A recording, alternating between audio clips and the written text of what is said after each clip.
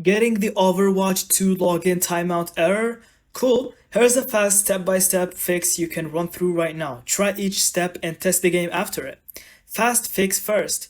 Quit Overwatch and the Battle.net app or close the console app. Reboot your PC or console and your router. 30 seconds, unplug, then try it again. If servers are down, nothing else helps, so check Blizzard's status page or Twitter first. Step 1. Repair the game. On PC, open Battle.net, click Overwatch and then Options and then Scan and Repair. Let it finish, then launch as administrator. Right-click the icon and run as administrator. Step 2.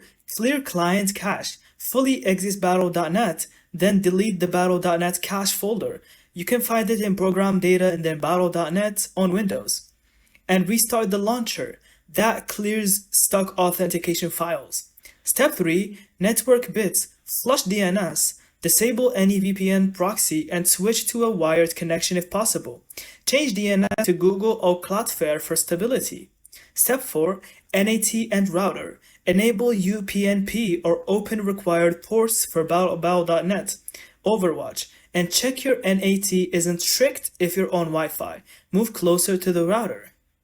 Step 5. Firewall and antivirus. Temporarily disable or add exceptions for Battle.net and Overwatch so nothing is being blocked.